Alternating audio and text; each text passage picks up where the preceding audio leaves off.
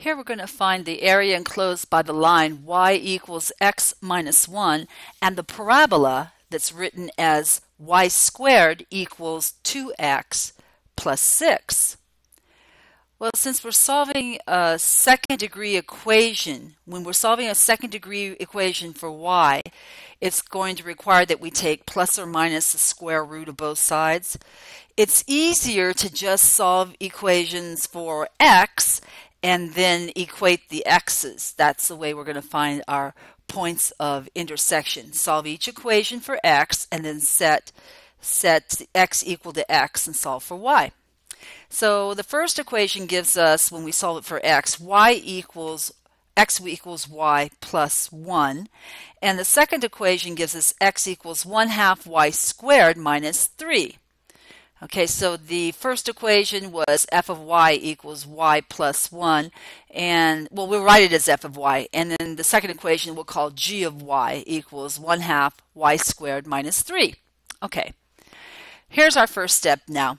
Step 1 is find the points of intersection between these two graphs, so we'll know how to divvy up the number line, the y number line, and see who's to the left and who's to the right. So set f of y equal to g of y and solve for y. Well, f of y is y plus 1, and we have that equal to g of y, which is 1/2 y squared minus 3. Well, it looks like a second degree equation. We'll move everything over, get rid of the fractions. We need to multiply both sides by the LCD, which is 2. That eliminates the denominator.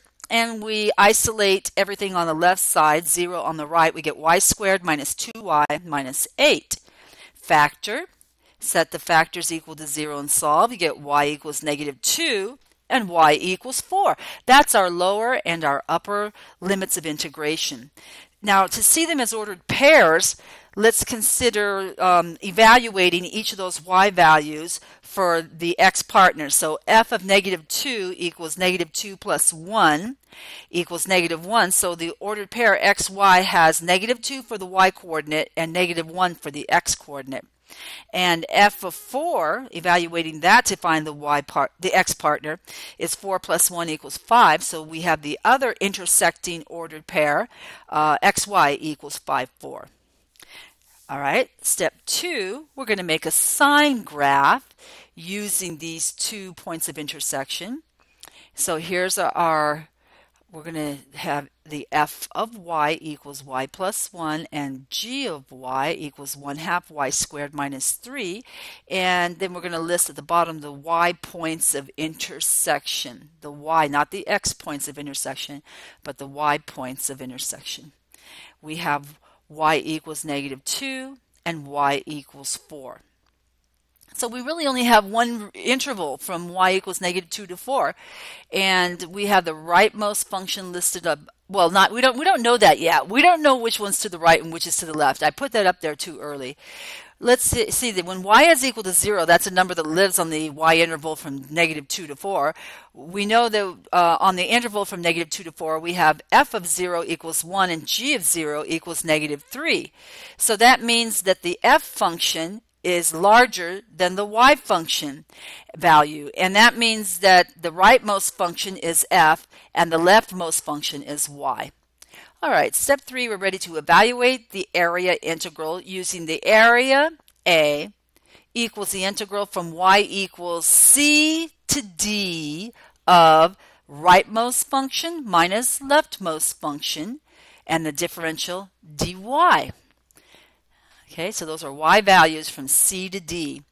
So A is equal to y equals negative 2, that's the c value, to 4, that's the d value, of the difference of y plus 1, that's the rightmost function f, minus the g function, that's the leftmost function, 1/2 y squared minus 3 dy. So that simplifies to 1/2 y squared plus y plus 4.